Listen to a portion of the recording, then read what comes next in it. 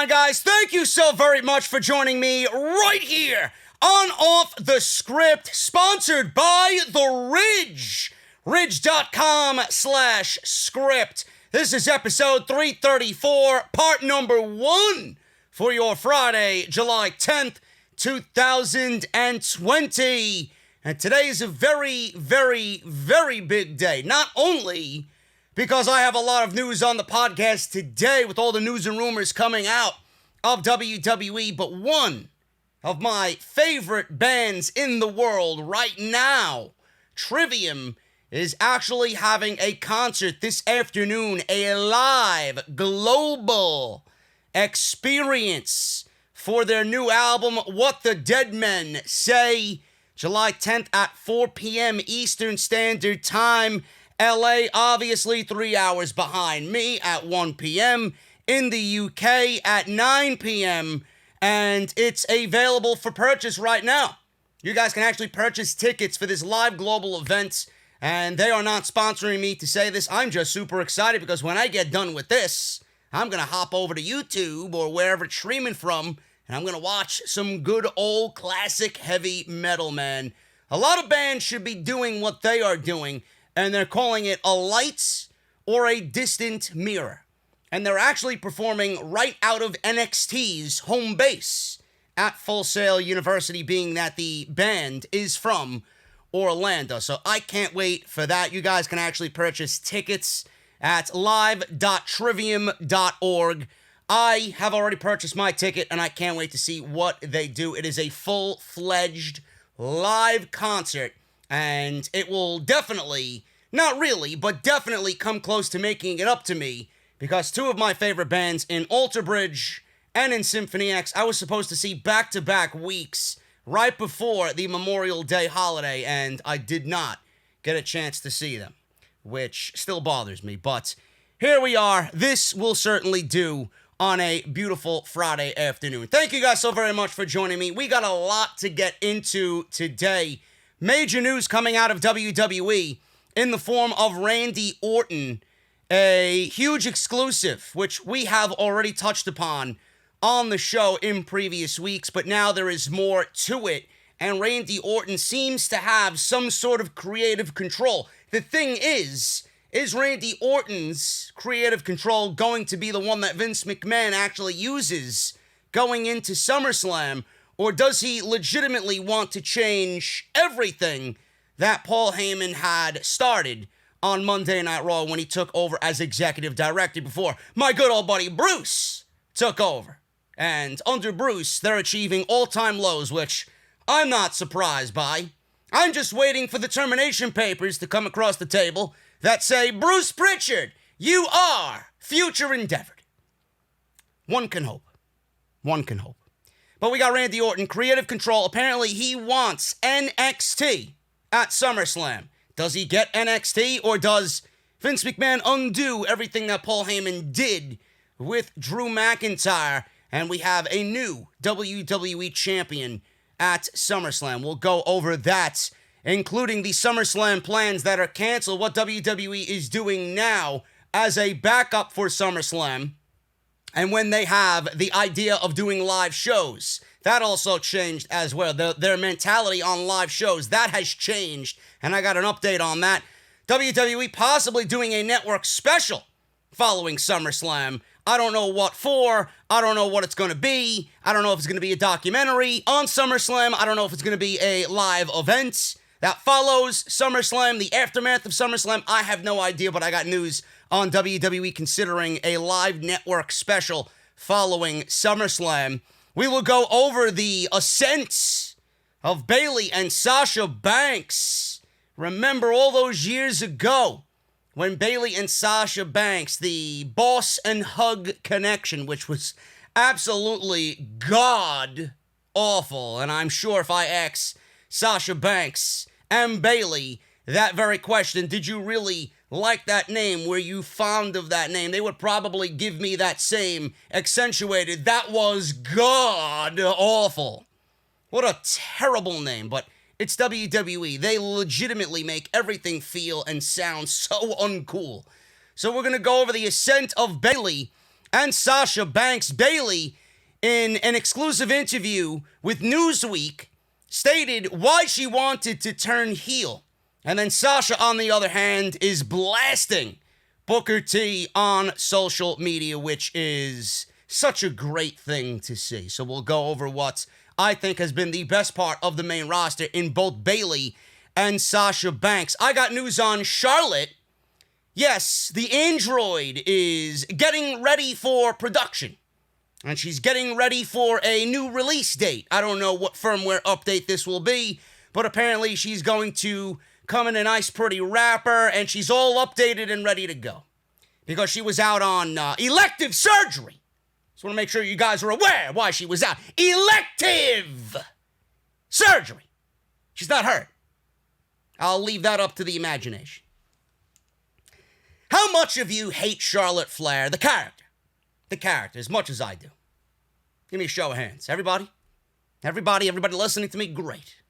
Great. What do you think of me if you actually like Charlotte? What do you think of me hating on Charlotte all these weeks? You're probably sick and tired of me, but thank you guys for sticking with me anyway. You know I'm right, and you know you love me. Give me a break. I got news on Charlotte. I got news on Kairi Sane. Apparently, Dave Meltzer said she was going back to Japan. She apparently missed her flight. And now she is staying with the WWE. Why? I don't know. But apparently, WWE is using Kairi Sane on TV. She's all ready and good to go. She is away from the treacherous Nia Jax. And she's ready to go. And WWE seemingly is pushing her on TV. I wonder why. I wonder why. Are you trying to make everything good in the world of Kairi Sane? Hey, we'll push you.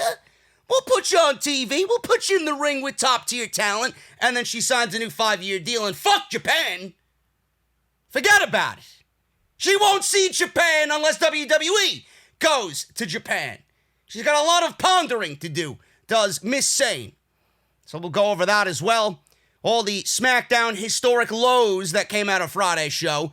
Vince McMahon loving Matt Riddle. Even went on to say, apparently, in the reports, Vince McMahon looks at Matt Riddle and sees a little bit of Shawn Michaels.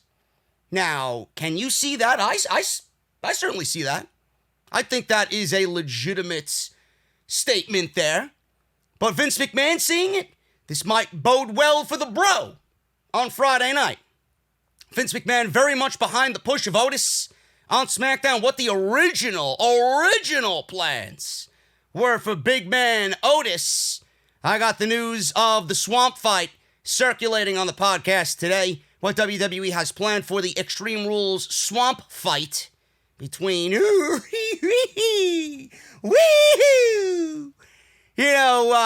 live down south and I love me some tractors. Braun Strowman. I love me some Hot Pockets. Braun Strowman. Maybe he gets eaten by an alligator and then we can just have a really, really, really enthusiastic and thrilling match down in the swamp.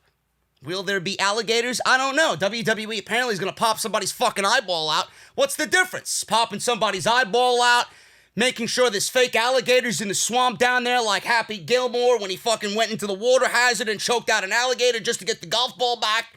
I'm assuming something like that's going to happen at Extreme Rules. I wouldn't be surprised with these fucking people. So we'll go over that. Details on the swamp fight for Extreme Rules between Braun Strowman and Bray Wyatt. And I got news on Jeff Hardy and Sheamus and the urine segment. Who was actually in charge of that segment? Was it Vince McMahon? Well, he approved it. Was it Bruce? Was it somebody else and not Bruce? The answer will surprise you. So we'll talk about that today on the podcast, man. Listen, if you guys have been watching the channel, you might have noticed a little something different with what I've been doing. I've been doing these short-form videos because I feel indifferent lately, man. I don't know what it is, but I've been feeling indifferent. I feel like I need to change things up. I'm getting into this mood where I just feel like I need to do something new, something different. So my entire take on doing the short-form videos, I can never find myself to do a fucking 8, 9, 10-minute video. I can't do that. That's just not in my nature. And I don't think you guys would like that either. What I initially wanted to do is make 10, 15-minute videos max during the week covering the really, really minor stories instead of putting them in the weekend show because I feel like the weekend shows are too long. I wanted to take all these minor stories and just kind of compile them, show you guys some tweets, show you guys some stories, maybe a video here and there that's been captured or released by a certain superstar that kind of goes along with the story, or some pictures regarding the United States Championship and what the belt looked like away from the terrible lighting on Monday Night Raw. All that types of stuff. I wanted to kind of change the way I did things. So, doing the minor stories, if you guys know Keemstar and you guys know Drama Alert, I wanted to make it a little bit more like Drama Alert, you know, in that long 10, 15-minute format, those short video formats, instead of doing the 2 hour and 30-minute. I can't sit here and do it anymore.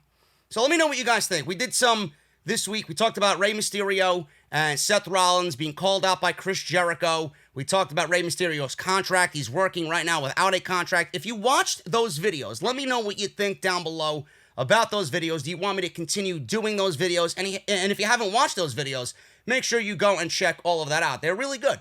I was very happy with what I did, and they came off fresh and new and exciting, and I think you guys liked it. So let me know what you think about all of that down below in the comment section. Continue rating the podcast on Spotify and iTunes as well, man. iTunes, we broke the top 20, and we were in the top 20 all week. Now, towards the end of the week, when it's just AEW and NXT, and then I do nothing on Thursday, obviously we dip down in the rankings. But if you guys keep rating 5 stars on Apple iTunes, you guys are helping out the podcast immensely, man. So continue doing that and continue showing support. I want to shout out a couple of people right here for helping me move up the rankings, man. We are near a 5-star rated podcast. We are amongst the elite right now on Apple iTunes in the United States for pro wrestling, man. We are above some notable fucking names, and it's all thanks to you guys. I want to shout out Gina MR.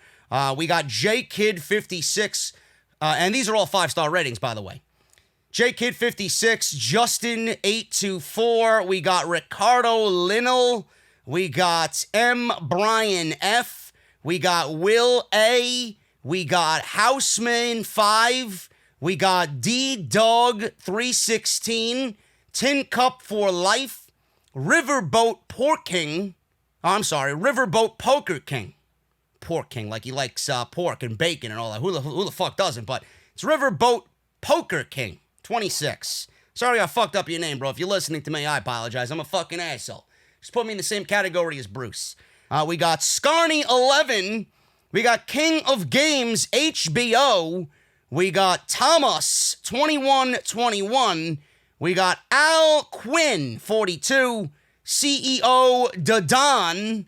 And we got Kevin Cabiza, as well as Big Cease. All 5-star rated reviews on Off the Script via iTunes, man. So thank you guys so much for all of that. Continue to do so. Link is down in the description of this very video if you guys want to go and do that for me. I love you, and I love the support. There's nobody better than my fan base. So thank you guys so very much for that. Follow me on social media at JDfromNY206. That's on Twitter and Instagram. Hit that subscribe button. Another reason why I'm doing the short form videos, because I think it might be a little bit more of a thing that ups the subscriber base on the channel long term. So that's another reason why I'm doing it. But if you have not hit that subscribe button, please do so. That is down below as well. And turn on that bell for all notifications. Patreon.com/JDfromNY206 if you guys want to support the podcast via Patreon. And as always, today's podcast is brought to you by The Ridge. And I got my Ridge wallet right here. The Forged Carbon. So beautiful, so lovely, so sleek. It is great. They are sponsoring the podcast every single week up until the end of the summer. That is ridge.com/script. Use code SCRIPT at checkout for 10% off. But we'll talk about my boys over at The Ridge a little bit later. Let's get into the news, man. Let's get into the news. We're going to start off hot and heavy. Man. SummerSlam Plans and WWE wanting to do live shows. Now, obviously, SummerSlam Plans are canceled. They wanted to have SummerSlam in Boston. That clearly is not happening. They wanted to have SummerSlam away from the WWE Performance Center. That obviously is not happening. And SummerSlam will join every other pay-per-view after the Elimination Chamber and will take place inside the Performance Center. Now, WWE plans to return to doing live shows with live audiences. They wish. The way things are going right now and the narrative that is being pushed on television, the TV box, because everything the TV box tells you is the truth. Remember that, folks. Not really.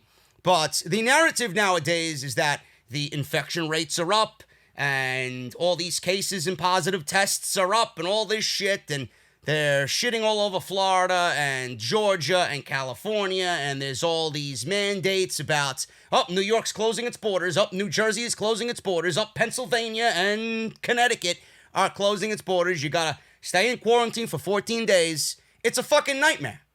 WWE is not running shows at all this year. They will be in that Performance Center up until there is some sort of fucking relief in the form of a vaccine. Now, in the newest update to these live shows with live audiences, in an update, reliable source WrestleVotes has tweeted out that SummerSlam having a live audience is now off the table. And that is out of the question. The new goal is to return to live crowds by the end of September. Vince, I'm going to take a cold beverage break. I don't really understand your logic for this, but please divulge, Mr. McMahon, how you expect all of us to want to go to this show. First of all, you've made it completely unsafe, number one. Number two, the product sucks. So why would we want to go back and see live shows of WWE? It's not even worth watching. It's going to be worth going to? Come on. Come on, man. Unreal. Now, the tweet from WrestleVotes reads as follows, and I quote, "Being told with SummerSlam off the table, WWE is now aiming for the end of September as a restart for live audiences to be determined." End quote. Very simple tweet there by WrestleVotes. WWE September pay-per-view is the Clash of Champions, or what I like to call the Trash of Champions, which comes on September 20th. So that show could be the show that WWE is aiming to bring back fans for. Now, SummerSlam should have been the show to bring back fans for, but clearly that's not happening. So you're going to do it at Clash of Champions, because WWE's B-level pay-per-views are so great, and I can't wait to watch Clash of Champions. Give me a break. As noted, this situation is always changing and developing, so stay tuned, and I will keep you guys updated on all of that news. I got a cough, and I'm trying not to cough, so I'm going to cough, and I'm not even editing it out. Give me a second here.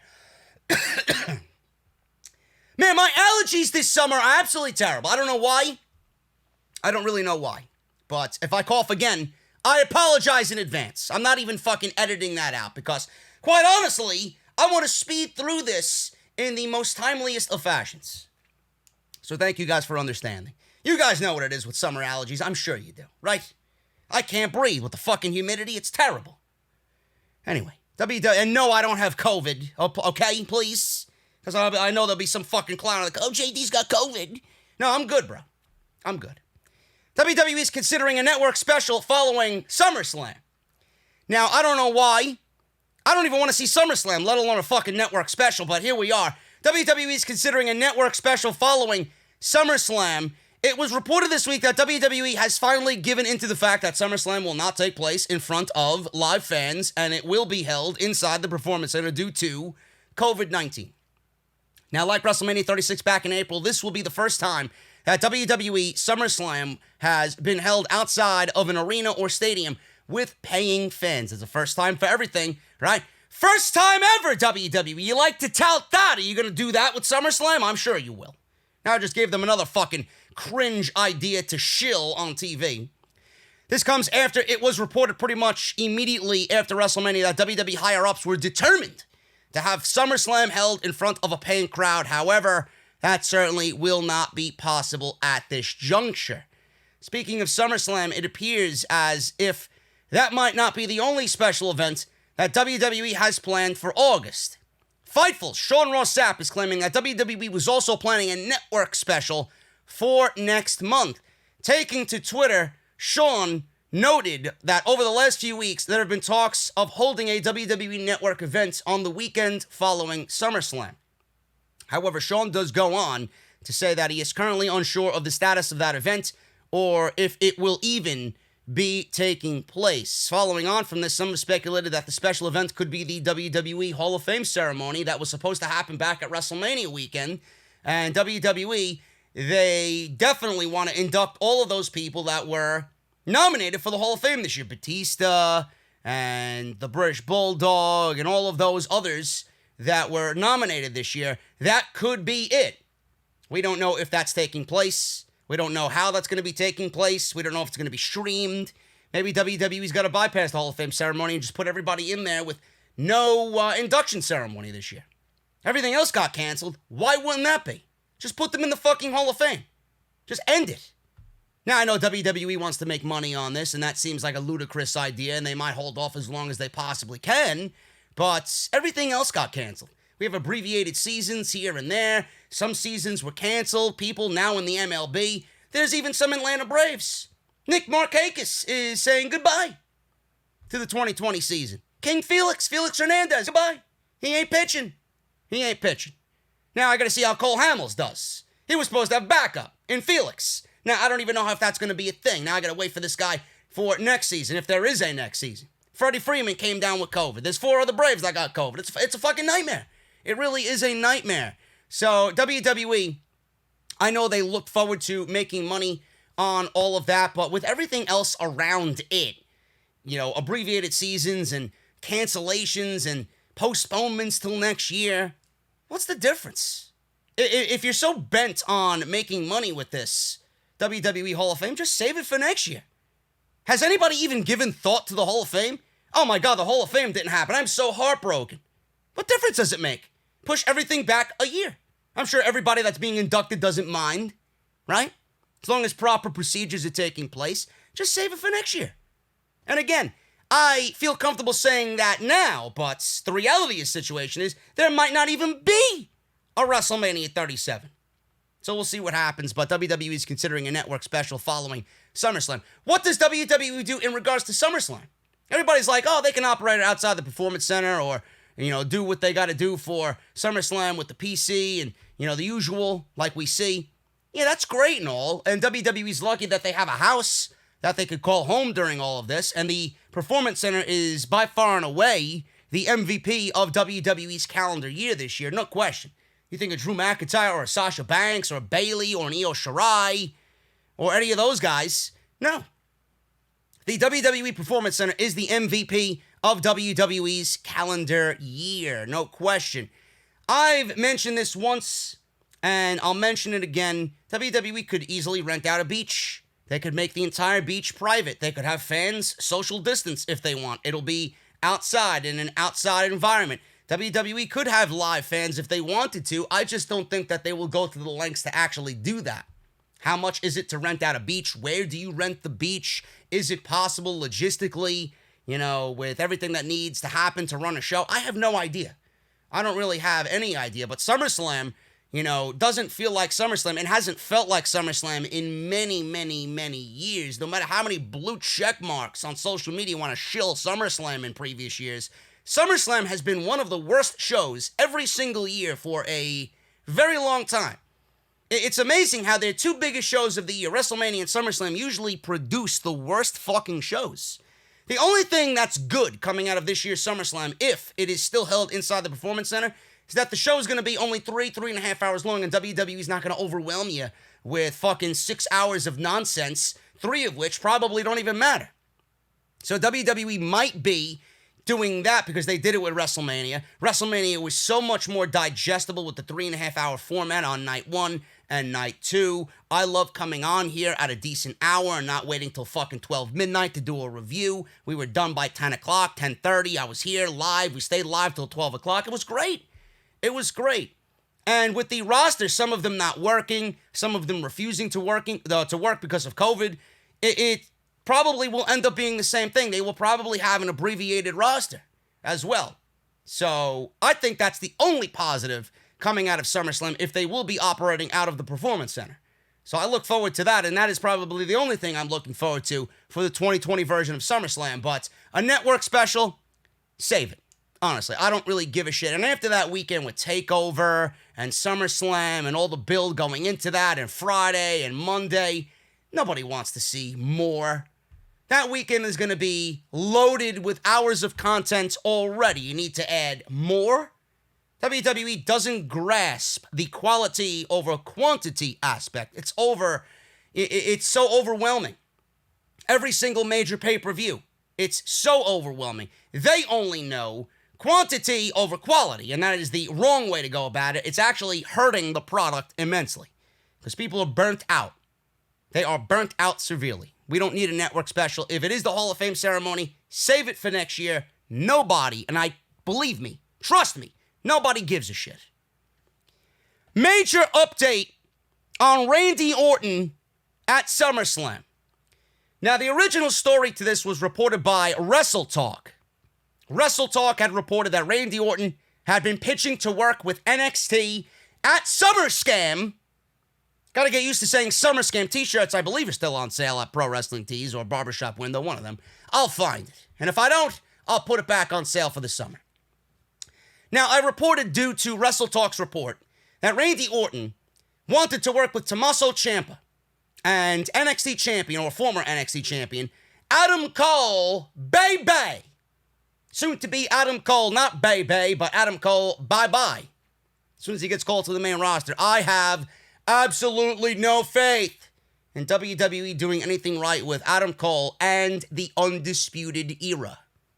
Says Michael Cole. Era. How do you pronounce it? Era? I call it era. Now, this comes after Randy Orton's original planned SummerSlam opponent, Edge, was ruled out of the show with a torn triceps following the greatest wrestling match that wasn't at Backlash, the greatest wrestling match ever at Backlash. In the initial article, they reported that due to Raw's shortage of top heels, it was always a possibility.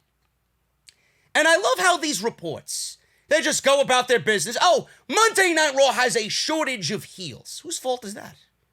Whose fault is that? You could be looking at a Monday Night Raw brand with several top-level heels, but you refuse to build up new stars. And now you're only looking at Randy Orton as the only top-level heel on Monday Night Raw. Rollins isn't a top-level heel.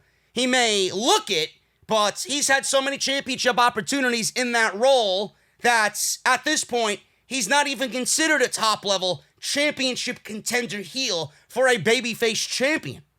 They've ruined him and given him a worthless opportunity at it when it should have been somebody else. That was Drew McIntyre's first legitimate opponent coming out of WrestleMania. And now you ran through that, and now who does he got? Now he's got nobody. You pretty much forced to give him Randy Orton. And if you don't want to give him Randy Orton, who do you think they're going to go and give Drew McIntyre at SummerSlam?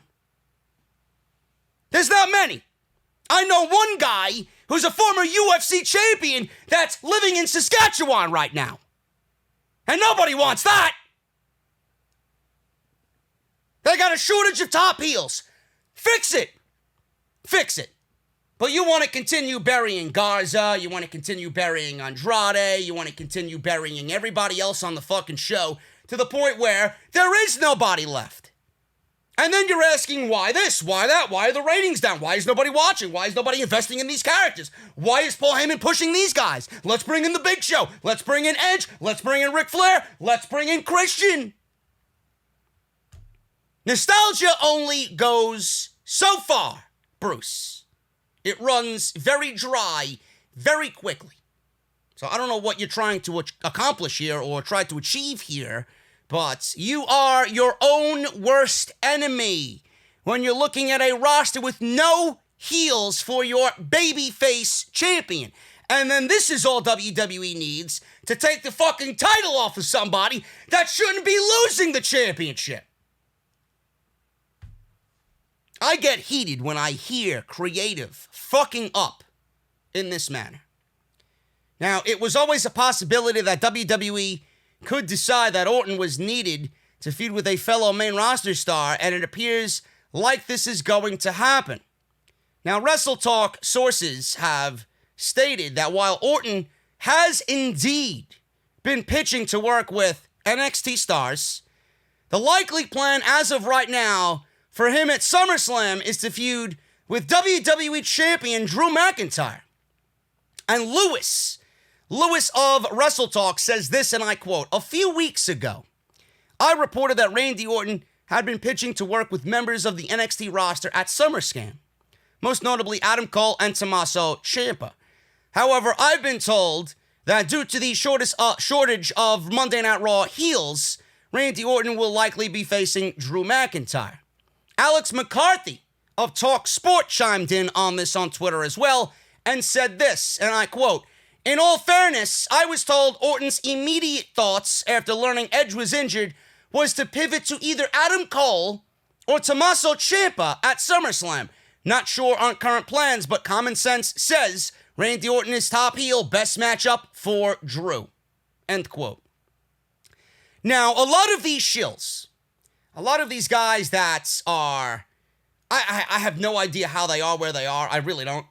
I mean, you go look at their social media, man. They are absolutely bottom of the barrel as far as followers and Twitter recognition and Twitter engage. I don't know how these guys are where they are and how they get their sources. But I mean, if you look at the story that I'm reading you and you listen to the words that are emanating off the page here, and I'm reading it to you on the show, all you have to do is think about what is going on here. There's a ton of questions coming out of this that I don't really understand. Number one, Randy Orton obviously has major influence in WWE. If he wanted to work with somebody, I'm sure Vince McMahon would let Randy Orton do whatever he wanted.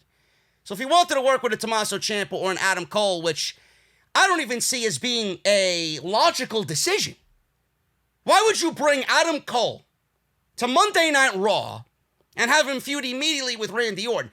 That alone just doesn't make any sense whatsoever. I can understand Tommaso Ciampa, because Tommaso Ciampa has been in the world of wrestling as far as Edge goes. He's been in the dirt sheets. He's been in the news. He's been stated to say that I look at Edge as a big influence. You know, he admires Edge and the fact that he came back from an injury. Ciampa suffered the same injury that Edge had. Ciampa could have been out. He could have retired with the same injury that Edge was fearful of never coming back from, you know? So putting Ciampa in there with Orton makes a little bit more sense. Adam Cole, it doesn't make any sense. And it doesn't make any sense because Randy Orton, no matter who it is, cannot lose.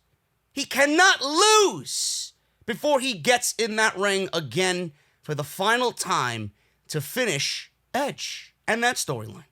Now, he's not going to finish Edge. Edge is obviously going to get his victory back because right now they're 1-1. Edge beat him at WrestleMania. Randy Orton won at Backlash. And they'll probably have some stipulation that was supposed to end at SummerSlam. And now this may be pushed back to WrestleMania if the reports of him being out a very long time are to be believed. Adam Cole cannot come to the main roster and immediately be put in a feud with Randy Orton when Randy Orton himself cannot lose. You don't want Adam Cole to make a main roster debut and have a loss already on his record. That is reckless and careless booking.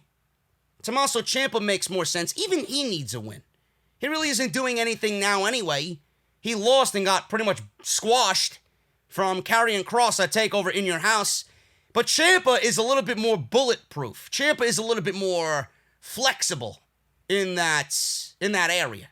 He can lose and then not really look bad for losing because he's the heart and soul of NXT. He's that good. He's that guy.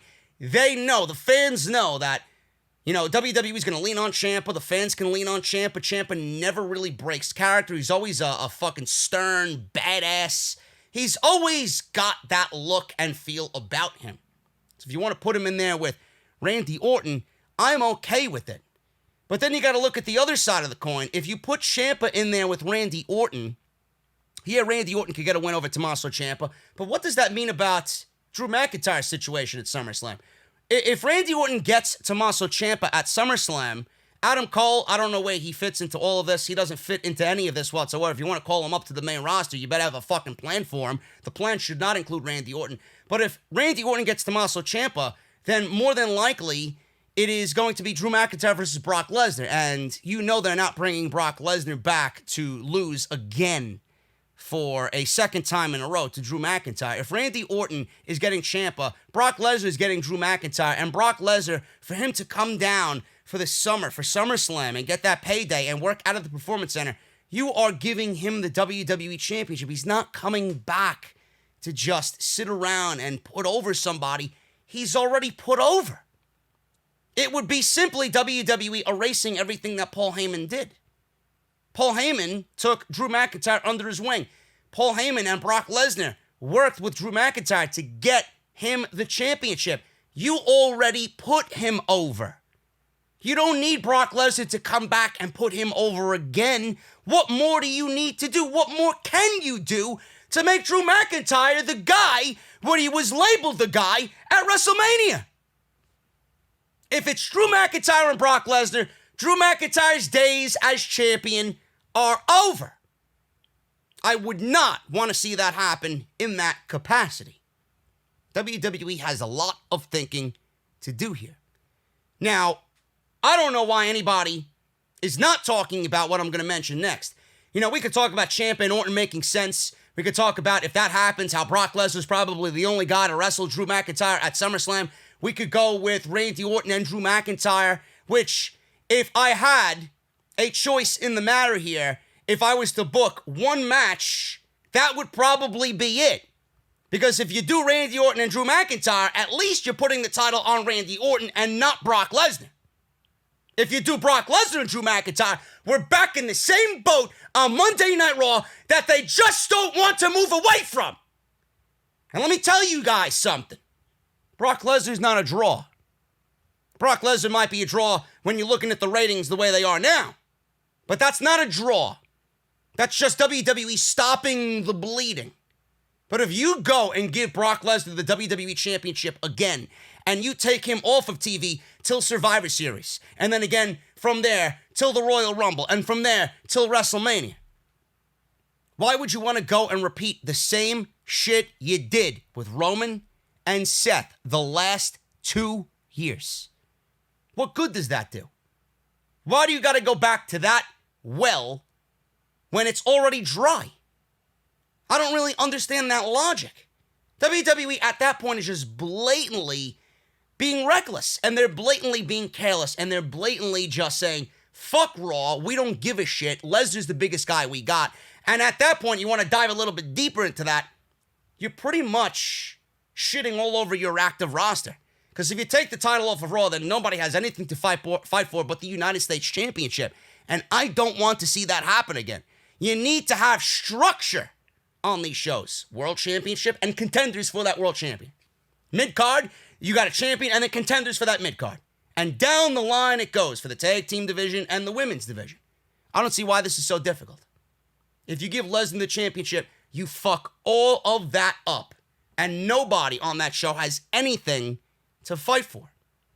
WWE cannot risk this again. The one thing I don't understand why people aren't talking about is if Randy Orton is the only top-level heel and he goes against Drew McIntyre, he inevitably has to win that match. If Brock Lesnar is going up against Drew McIntyre is not surviving SummerSlam. He is inevitably losing to Brock Lesnar. The one thing that nobody talks about here is, why is WWE so completely god-awful with booking baby-face champions? I don't really understand their lack of care for baby-face champions. Drew McIntyre, upon giving him the WWE Championship, should have had an entire calendar year of challengers awaiting him to get him till next year's WrestleMania. And WWE, rinse and repeat as always, can't even get him through SummerSlam. Why isn't anybody talking about their lack of booking babyface champions? Why is it so terrible? We can sit here and talk about how WWE buries talent. There's no top-level heels but Randy Orton. And if Randy Orton doesn't want a championship match against Drew McIntyre, then Brock Lesnar is the only other top-level heel on Monday Night Raw working a part-time fucking schedule. I don't really understand why nobody is talking about how they can't book a goddamn babyface champion. Look at what they did to Rollins. They basically forced him to turn heel. Now, I understand Drew McIntyre is not everybody's cup of fucking coffee. I understand that he might be taking on a lot more of a John Cena kind of attitude being champion. Some people have compared him to the John Cena level of cringe on my Twitter timeline. I don't think I'd go that far, but Drew McIntyre doesn't deserve to have a token title run that barely lasted 4 months. I don't think he needs that. I don't think he deserves that. He should have been groomed for a championship reign that lasted all the way from WrestleMania to WrestleMania, with then something happening at WrestleMania to really kind of pass the torch there and move on to the next generation of guys that are going to lead WWE in 2021. But they haven't even got there yet. They don't even have an idea. They don't even have a fucking thought bubble. Never mind a pen to a paper. They're completely useless. They are completely just out of town. Nobody knows what the fuck they're doing over there. Why isn't anybody talking about that? Now, the one good thing here about Randy Orton is that you can tie a ton of storylines into all of this. This would be a great situation if you're thinking long term. I don't want Drew McIntyre to lose the WWE Championship. I don't. I just got through saying I don't want him to. They should have booked him from WrestleMania to WrestleMania, but WWE can't do shit right when it comes to babyfaces. But if you're looking at Randy Orton, first of all, we have to ask ourselves, does Randy Orton even want a WWE Championship title reign? Does he want to be the guy? Now, I gave you guys some thought on this last week. They're not touring. So Randy Orton wouldn't be touring. He wouldn't be a touring champion. He'd be WWE champion operating out of the Performance Center, and he might find that to be a little bit more of a digestible schedule. Instead of being a touring champion, going from city to city, wrestling every night, being the top guy on the brand, that's something he doesn't want. He's been there, done that. He doesn't want any of that. Because you could have made him champion fucking another 10 times over if you wanted to. But he doesn't want that. Now that WWE is not touring, it might be a little bit easier on him, and he might be open to the opportunity to be WWE champion now that they're not touring. Does he want to be champion? Well, that is definitely a thought right there with what I just mentioned. But the fact that he wants to work with Tommaso Ciampa and Adam Cole, it kind of tells you that he might not even want to be WWE champion, period, and he wants to work with younger guys in the time that Edge is recovering. So we don't really know where Randy Orton's head is at. Now, if you want to do Randy Orton or Brock Lesnar, clearly Brock Lesnar is the wrong guy. You don't want to go back into that fucking well. It is completely bone dry. If you want to do Randy Orton, he would probably be the only guy I would take the WWE Championship or have take the WWE Championship off of Drew McIntyre, even though I don't want Drew McIntyre to lose.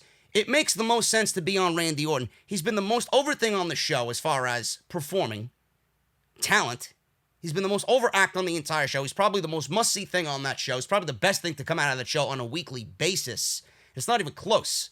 So if you want to do Randy Orton and Drew McIntyre and give the title to Randy Orton, that would set up a nice little string of things to follow for the fall and the winter. Now, we don't know when Edge is coming back. We don't really know when Edge is coming back. If Edge is coming back towards the end of the year going into next WrestleMania season, then I would say do what I'm about to tell you. If Randy Orton beats Drew McIntyre for the WWE Champion, he becomes the WWE Champion. You can have Tommaso Ciampa come up and feud with Randy Orton. Maybe over the WWE Championship. It'll be a one-off, but it will be interesting. And Randy Orton and Tommaso Ciampa, I could see having a great, not only back and forth on the mic, but a great physical wrestling match. Tommaso Ciampa doesn't want to be on the main roster full-time, but if you're going to put him in that situation for a one-off, I could absolutely see that happening. It would be great to promote NXT through Tommaso Ciampa, get people on NXT and get people on Ciampa. Maybe that would help them in the ratings. If Ciampa's on Monday Night Raw and building this feud to a Clash of Champions or a October pay-per-view, whatever that may be, you're building eyes and interest for NXT through Tommaso Ciampa showing up on Monday Night Raw. He takes that back to NXT, and maybe he gained a couple more eyes for the NXT product on Wednesday night. Maybe Randy Orton could show up on Wednesday in a surprise. Don't advertise him to show up there. You know, if you want to deliver an RKO out of nowhere on Tommaso Ciampa in the ring and set the tone and set the stage for that, fine. Because if you do that, then you promote Randy Orton on Wednesdays, then you're just blatantly using a main roster talent to get the one-up on AEW. And I could see WWE doing that, but you don't want to do that and dip into that bag when you don't really need to. So Tommaso Ciampa, Randy Orton for the WWE Championship being a one-off. I could absolutely see that happening. Now, if they want to use Adam Cole in this situation, and Randy Orton wants to work with Adam Cole as well, Adam Cole could be brought up to the main roster, but not have him be prominent in this Randy Orton, Tommaso Ciampa, and Edge storyline. Not right away, anyway. Maybe closer to when Edge comes back.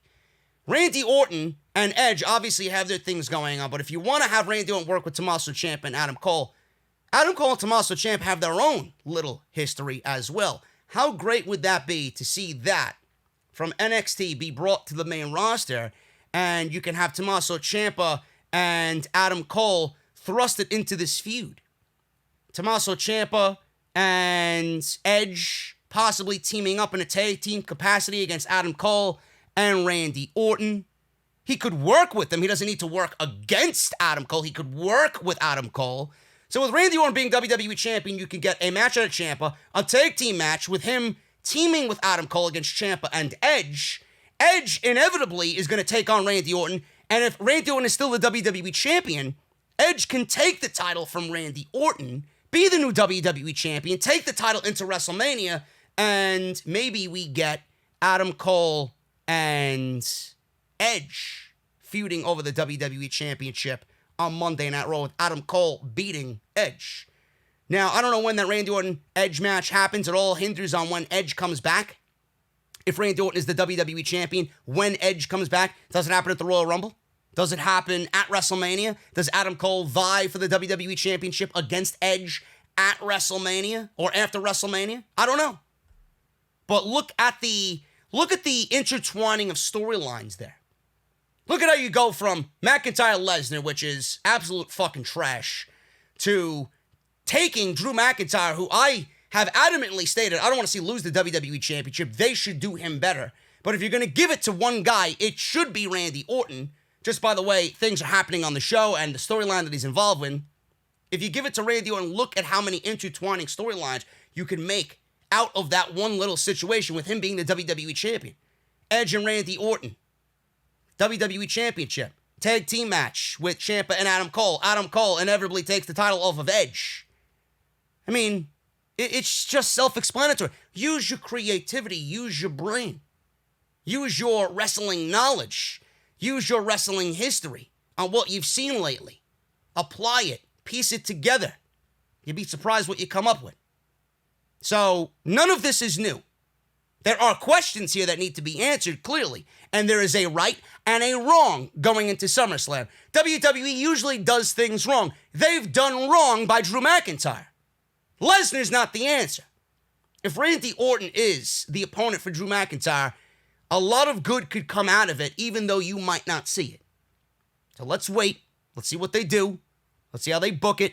Let's wait for an official announcement. Hopefully Lesnar's not back. Knowing Vince, he's going to bring Lesnar back and pay him all this amount of money to take the title off of Drew, and then we're right back in the same shitstorm that Monday Night Raw has been in and seemingly can't escape.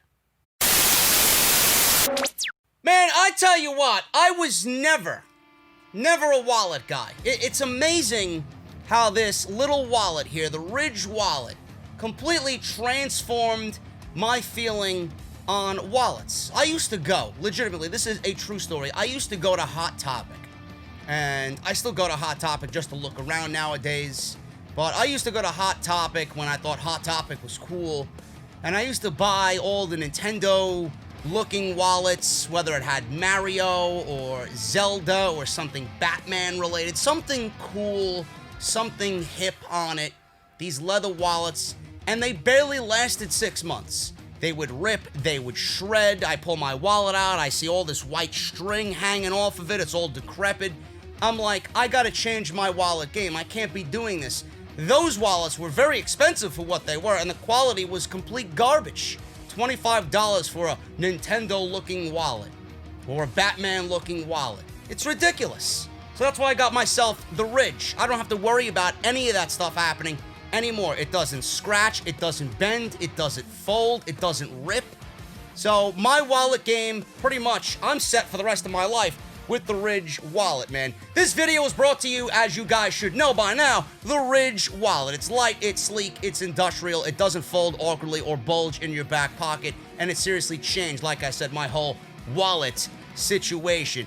It's designed to fit easily into your front pocket, and why have we moved on from large flip phones but still carry around the same wallet? It's ridiculous. It is absolutely ridiculous. It holds up to 12 cards plus cash. As you guys can see there, I got the money clip. You guys can actually go with the cash strap as well.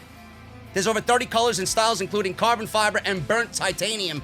I got myself the forged carbon. I think it looks the best out of all of them.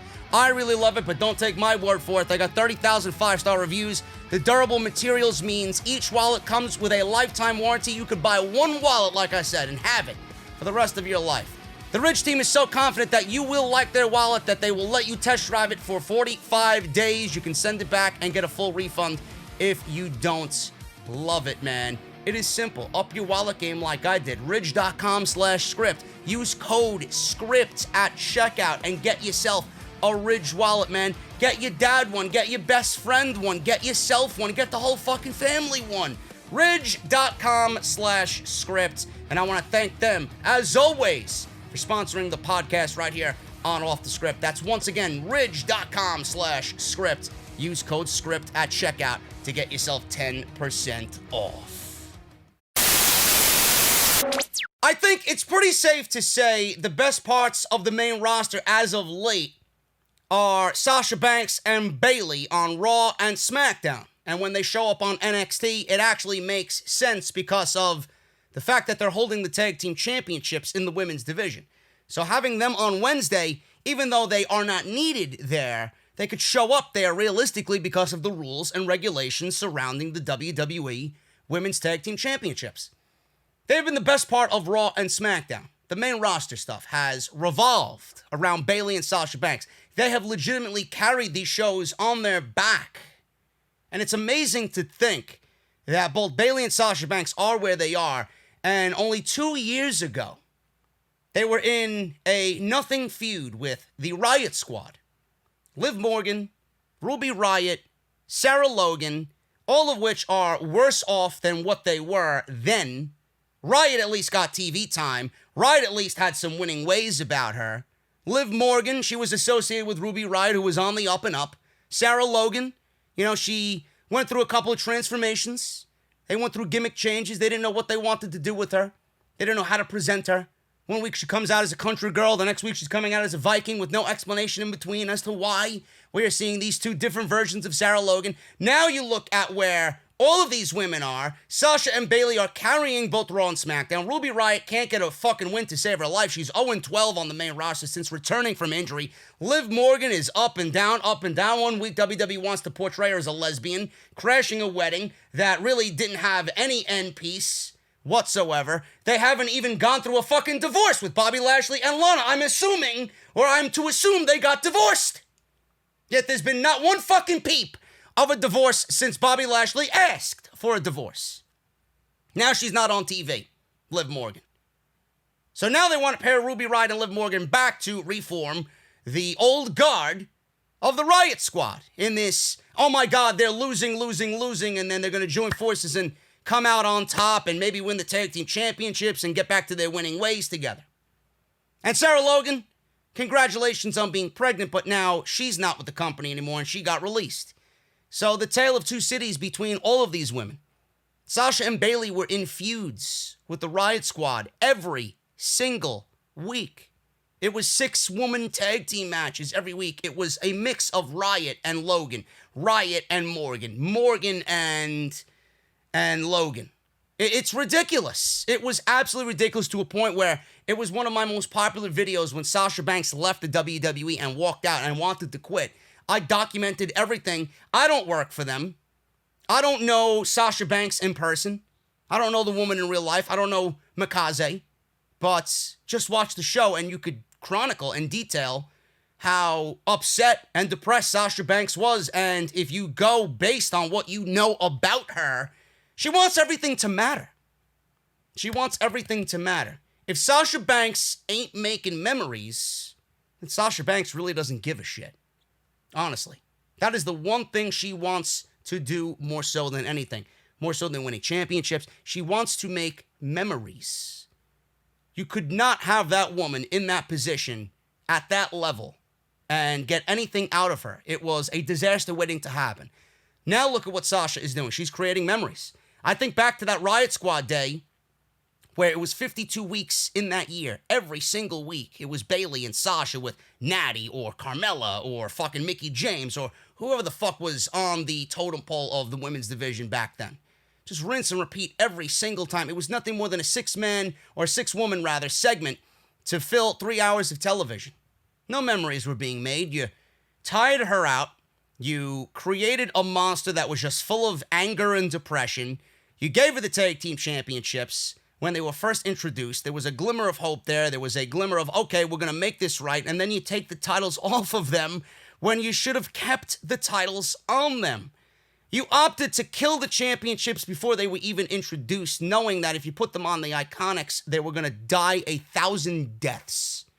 Meanwhile, Sasha Banks and Bayley, it makes sense that the titles were new, and those were the two women to get them over. Those were the two women to be on NXT every single week and defend those titles every single opportunity they had against whoever was down there at the time. You took the titles off of them, and then you were without Sasha Banks all summer. And people wondered why. It was not that difficult to figure out why. Sasha came back, house on fire, feuded with Becky Lynch.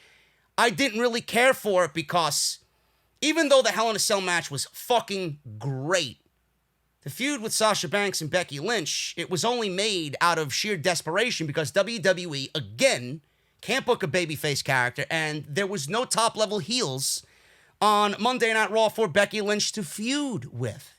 She conquered Ronda. She went through Lacey Evans, and that was it. And WWE was asking themselves, what do we got to do here? Let's bring Sasha Banks back. They brought Sasha Banks back in a losing situation. She didn't win the championship, and everybody wondered then, okay, she was brought back to go right back to where she was, being a loser. Then she got moved over to SmackDown. I don't know why they moved her over to SmackDown. Maybe it was the blue hair that she came back and introduced us with. Right? The new character of Sasha Banks, the heel Sasha Banks, blue hair. She could go right on SmackDown, the blue brand. Knowing them and their simplistic fucking uncreative ways, that was probably the reason why. Oh, she got blue in her hair. Let's move her to SmackDown, says Kevin Dunn, right? But even when she moved over to SmackDown, there was nothing going on. She was hurt. She wasn't on TV. WWE focused on Alexa. WWE focused on Lacey. WWE focused on Nikki Cross. Bayley, Charlotte was still there. It was not really looking good for Sasha Banks. And then all of a sudden, Bayley just transformed. She was already the women's champion. She just owned the gimmick. Now, I was completely against Bayley. I really was. The heel turn really wasn't all that memorable. It wasn't. I felt like it was forced. I felt like WWE did not know what to do with Bayley. They got this heel Bayley. How do we do it? What do we do? Let's have her stab the inflatable Bayley buddies. Let's have her come out with a new haircut. Let's give her a generic theme song so that it signifies she's a heel. I felt like WWE had no direction whatsoever for Bayley. I just felt like they were doing just for the sake of doing because they were bored of what Bayley did as a babyface. They needed a new Bayley. Who knows if Bayley really even accepted what was going on. She didn't own it. Now she is. Now I was proven wrong. And you know what? I'm glad I was proved wrong. I'm glad Bayley is proving everybody wrong. It's one of the best parts of the show. And she's not in a Charlotte Flair situation. People want to see what they are going to do and what they're going to say next. And I'm not tired of Sasha Banks and Bayley. Whereas I was tired of Charlotte. And it didn't make any sense. You could fucking zing me all you want on this debate. Charlotte was overexposed. Charlotte should have never beaten Rhea Ripley. Charlotte should have never been the NXT champion. Charlotte did not need to be on 3 shows. She did not need to be on Raw, NXT, and SmackDown for fucking what seemed like forever. How could you really develop a love for somebody when you see them so much?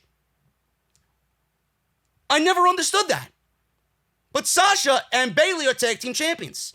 Sasha and Bayley have storylines intertwined with everything going on here. Yes, I would like to see other women be utilized, but at least Sasha and Bayley have direction. Charlotte did not. Charlotte had the machine and the agenda behind her.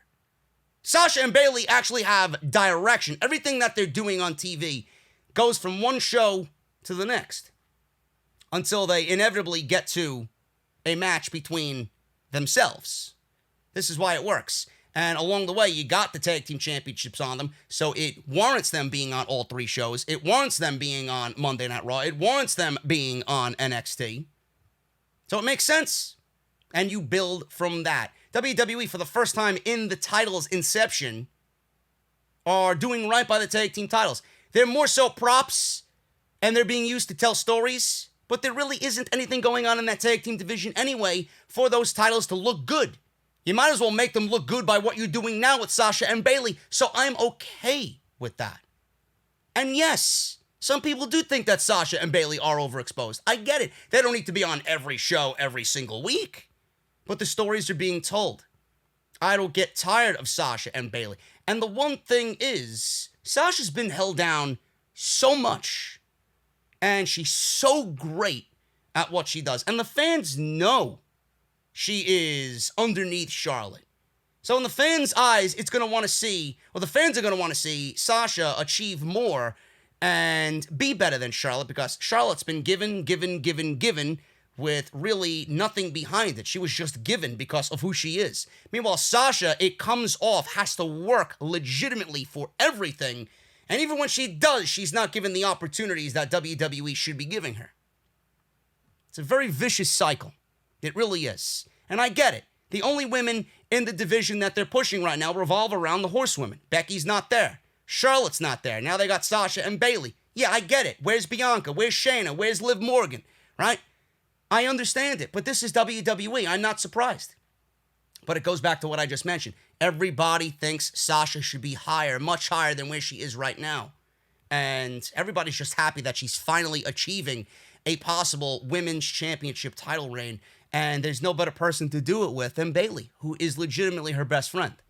They've carried these shows. There's nothing else on these shows that's even worth mentioning. Drew McIntyre's reign is floundering. It really is. There's nothing coming out of his title reign that is memorable whatsoever. At all. Rey Mysterio and Seth Rollins, I can't get invested knowing that WWE is promoting somebody's losing their eyeball. Tag team division on both shows, awful. Matt Riddle is probably the only thing on SmackDown outside of the Intercontinental Championship and AJ Styles. We have to see what WWE does with that. That was a great tournament. That was a great match with Daniel Bryan. Matt Riddle's going to light it up on SmackDown. We know what he can do. The WWE Universal Championship on SmackDown isn't all that hot either. So looking at all of this, the best thing on these shows is Bayley and Sasha. And Bayley is a great heel. She's actually doing heel work. She is a heel that people want to see more of. She's doing heel-like things. Bayley is such a good heel that she's not doing a heel like Charlotte. When Charlotte does heel, we hate her legitimately because of how overexposed she is. Bayley is acting like a heel, and we love her for it, which translates not us hating Bayley, but we hate the character Bayley. We want to see her get hers at the end of the day. Meanwhile, we just don't want to see Charlotte Flair on TV. None of that made sense whatsoever. I could talk about that end on end on end for hours. I just can't do it anymore, because you guys know the truth. Charlotte was overexposed. Bayley and Sasha, they are working within the means and they're creating memories and they're creating stories. That's all I give a shit about. Bayley revealed why she wanted to turn heel. She was interviewed by Newsweek. Bayley was asked whether or not it was her decision to turn heel. She said and explained that she wanted to try something new, which led to the character change. A little bit of both. When this first happened, I had to, she says. I think it was Hell in a Cell when I lost the title to Charlotte for like a week or something, and I had to cry and put on this big old scene and cry and blah, blah, blah. And I knew I couldn't come back to being the same Bayley. What? Am I going to cry and everything is going to be okay? What would be the point of that, she says. I always had this idea of wanting to be a heel, whether people believed I could do it or not, because I had this John Cena little kid run where, no, you're going to do the same thing forever.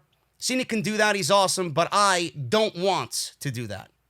I want to try different avenues in wrestling as long as I have my career going. It was kind of my idea. I pitched everything I wanted to do and my look and all this stuff. So it was definitely a little scary and kind of got off to a rough start, which we just talked about. But I feel I made the right decision in the end, and she absolutely did. I can't wait to see where the story goes with Sasha and Bayley going into SummerSlam for the Women's Championship. The only thing is, who do they lose those tag team championships to? Is it the Kabuki Warriors? Is it Ruby Riott and Liv Morgan? That could possibly be an end story there. And the split happens between the Riott Squad. And that would be a funny situation right there. I just got done talking about Sasha and Bayley, and 52 weeks out of that 1 year, Riott Squad every single week on Raw. Imagine the Riott Squad in 2020, or a reformed version of the Riott Squad minus Logan, coming together to try and win, and they end up winning the tag team championships against Sasha and Bayley. And that is the end of Bayley and Sasha, and then we get Sasha and Bayley feuding for the SmackDown Women's Championship. That would be funny. A coincidence? Maybe. But going back on what I just talked about, I would find that to be very hilarious. Sasha Banks actually called out Booker T over Bayley. Now, obviously, they are best friends, so if you take a shot at Bayley, Sasha is going to say something. After Booker T offered somewhat of a backhanded compliment to Bayley, her tag team partner, Sasha, and best friend, Sasha, has fired back at the WWE Hall of Famer. Booker T recently offered the following feedback on his podcast, and I quote, "Sasha is a major player. She is one talent on the roster that you can always be able to go to, and then she's always going to deliver, especially in a big match. Look at the run that Sasha's had. Look at the difference between last year's Sasha and this year's Sasha. It's crazy. She went from Asuka, even though that doesn't make any sense, because she's challenged. She can be on Raw as part of a tag team, but she can't be on Raw to challenge for a championship. She's a SmackDown superstar. So there's a loophole there that WWE really isn't divulging on. That I have an issue with, because nothing is really... And something just died. Thank you for crawling around on my desk. Now you are no longer alive, says JD to the little gnat on my desk. See, this is really off the script. What the fuck was I talking about? Oh, look at the memory Sasha Banks is making. She's not a Raw superstar, so the loophole is there that she should not be challenging for that Women's Championship. They're just doing it, I guess, to further the storyline with Bayley. But look at the memory she's making. Feuding with Asuka. She's got Io Shirai on Wednesday, last week. Great American Bash. That was a very good match between those two women. She had Kairi Sane this week. She's got Asuka at the pay-per-view. We got a tag team championship match with the Kabuki Warriors versus the Golden Role Models, now they're calling themselves. Sasha Banks and Bayley. Look at the body of work that Sasha Banks, I'm sure, is happy with. She's creating memories. She's having great matches. She's happy about her performance. She's in a major storyline that right now is carrying both shows. Sasha Banks is on top of WWE right now. She is a major player. She is a big match player. Bayley is a quintessential worker, says Booker T. She can go out there and she may not be great at anything, but she's good at everything.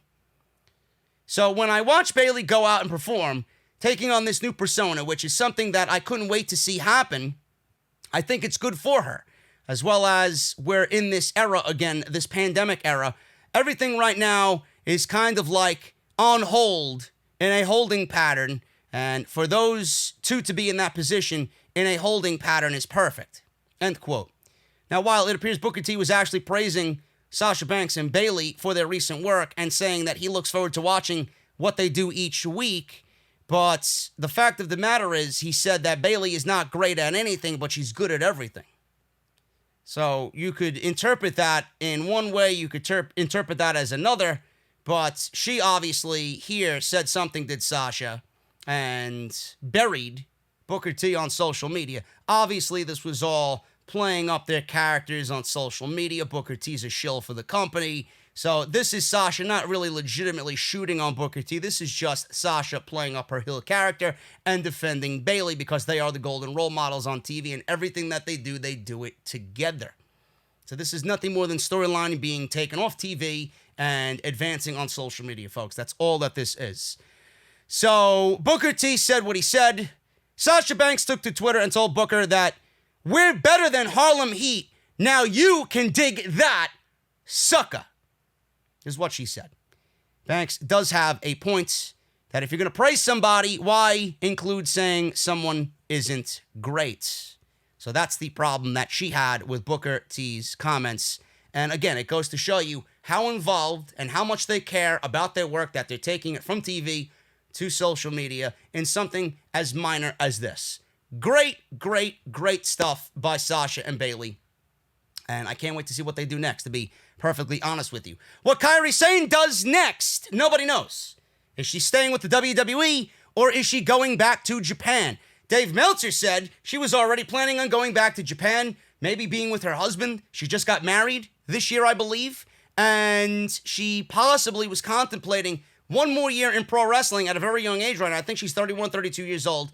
And those Joshis, what I was told, they don't really last all that long in pro wrestling. So she maybe had one more year in Japan before she called it quits. Now, all of that might be changing. She was on Monday Night Raw. WWE clearly took her out of the advertisements. I know they did because I seen it with my own eyes. There were advertisements for Asuka and Kairi Sane with Bayley and Sasha on Monday Night Raw. Then the next advertisement I seen did not have Kairi Sane in it, and it was just Asuka. So I don't know what's going on with Kairi Sane. So it was originally reported that Sane is expected to leave WWE soon so she could be with her husband in Japan. The latest update comes from Alex McCarthy of TalkSport, which is where he noted that Sane leaving WWE is far from set in stone, is his exact quote. Per the report, Sane was said to have been quite shaken up by her last concussion. So this is WWE's edict now, not to put her in the ring with Nia Jax ever again. WWE should have an edict about Nia Jax never being in the ring ever again, period. Now, in fact, she considered her future as a result. This concussion came back in her match with Nia Jax when she was sent headfirst into the steel steps, which WWE doctored up. You didn't see any of that happen. And WWE, they are to blame about making this match for a third time. Third time. Why did it need to happen the first time, the second time? It needed to happen the third time? Because Nia Jax was feuding with Asuka going into the fucking pay-per-view? You didn't think about that long term.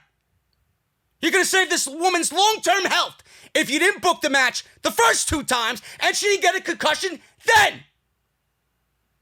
You made it worse. Why did you need to have this match happen twice before? If you had long-term planning in effect and you knew you wanted to do Nia Jax versus Asuka at the pay-per-view, a match with Kairi Sane would make sense before the pay-per-view.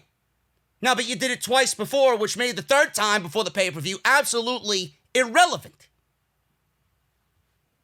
So she was obviously afraid at this point. McCarthy stated the previous report about how she is considering returning home to Japan to be with her husband with the possibility of wrestling another year or so in her homeland before retiring is true. So whatever Meltzer said is true. So what happened? What happened?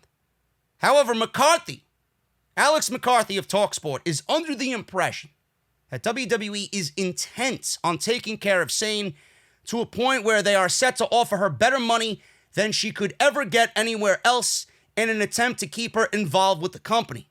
It was noted that it's believed she could be swayed.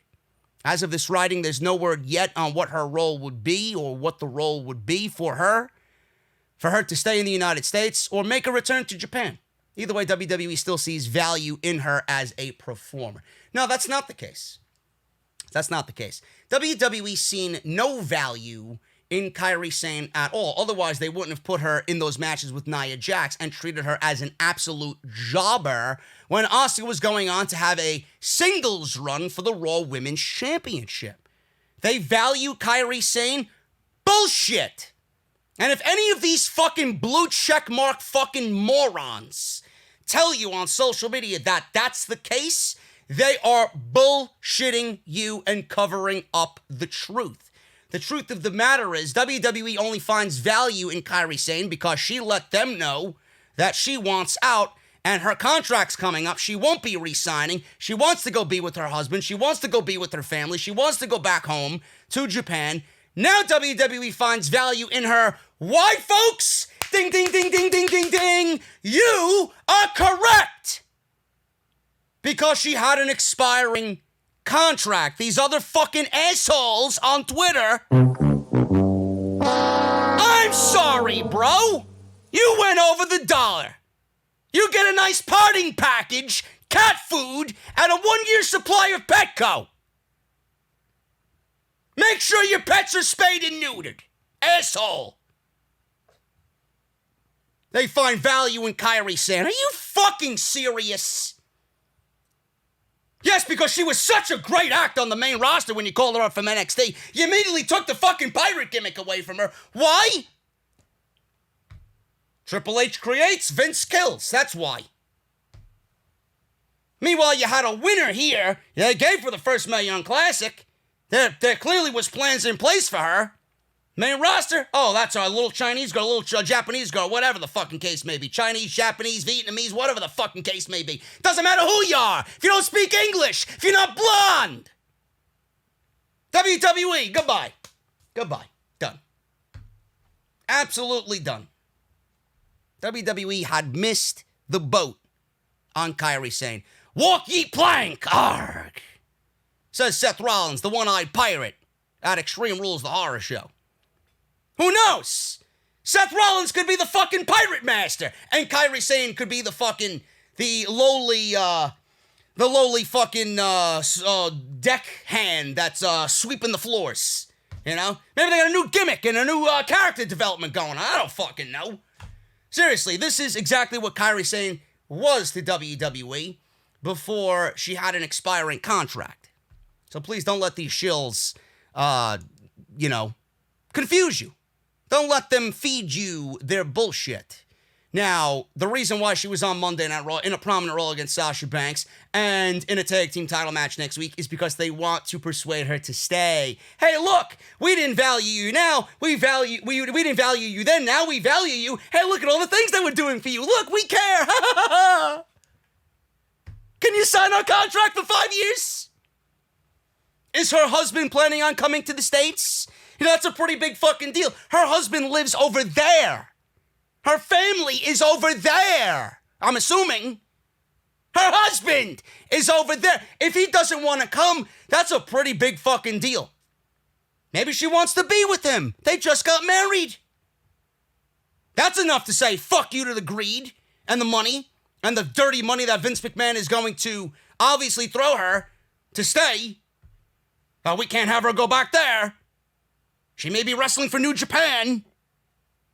Are you fucking serious? WWE is an absolute fucking pathetic group of individuals. They really are. Kairi Sane leaving WWE? Yeah, for right now she's not. But the reason why they value her now is because her contract was coming up. End of story. The original plans for Charlotte Flair at WrestleMania 36. I am the queen. I am in stasis mode. I am recharging my batteries. My firmware update is not yet complete. It may be complete when I get out of elective surgery. I am not injured. Please do not believe the dirt sheets.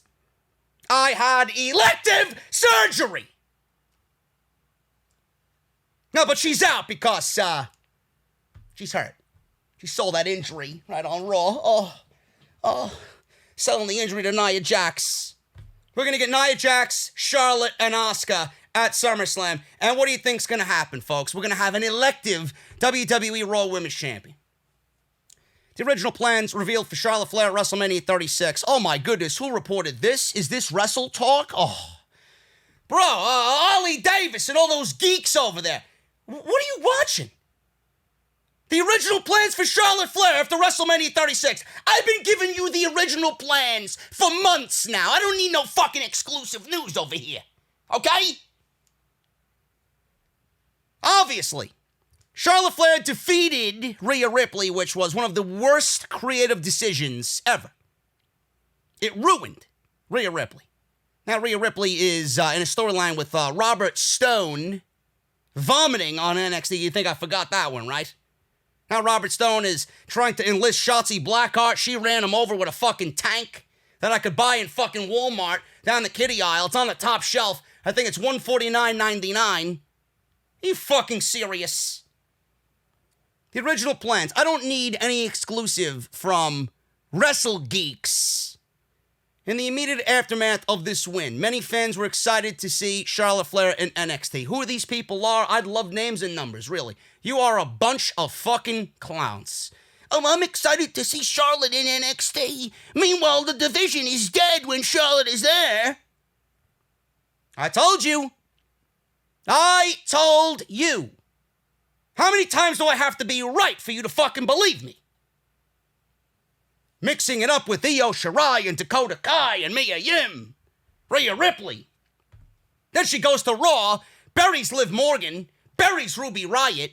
For what? Then she wants to go on interviews and say, oh, everything I do has meaning. Everything I do has a plan, an end game. What was the end game here? What was the end game in you winning the NXT Women's Championship? I'd love to know. I don't even think you can muster up a fucking program in your database to give me a proper answer. I thought androids were supposed to be fucking state-of-the-art. It's state-of-the-art bullshit, it's what I know. Many fans quickly soured on Flair, not very difficult to figure out why. As women's champion, likely because of the fact that she defeated everybody, made nobody look good. She killed the championship, you buried Rhea Ripley. Felt like no one got over facing Flair. Meanwhile, you got the fucking shills out. Oh, everybody in the ring with Charlotte's going to be immediately put over just by being in the ring, as if she's the fucking Undertaker at WrestleMania, right? You fucking idiots. Oh my God, man. You guys need a fucking lesson in pro wrestling 101. Name me one memorable title reign from Charlotte Flair. Huh? Crickets? Exactly. You fucking geeks. So nobody got over. With regards as to why Flair had won all of her matches in NXT, it's because they have an agenda out for androids. It has emerged that this is because she was being prepped for a feud with Raw Women's Champion, Asuka. So let me get this straight. First of all, let me backtrack here. You made her the NXT Women's Champion.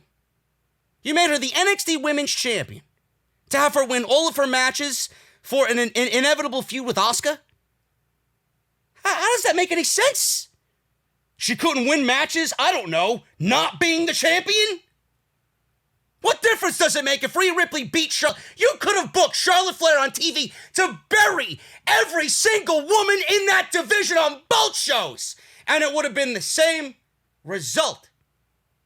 So please explain to me why you needed to give her the NXT Women's Champion, to have her win matches as NXT Women's Champion, only to book her in a match against Asuka at SummerSlam? Who the fuck thought of that? When did Charlotte ever need a championship to challenge a champion? This woman's gonna come back and be thrusted right into a title program. WWE pretty much set the stage for it.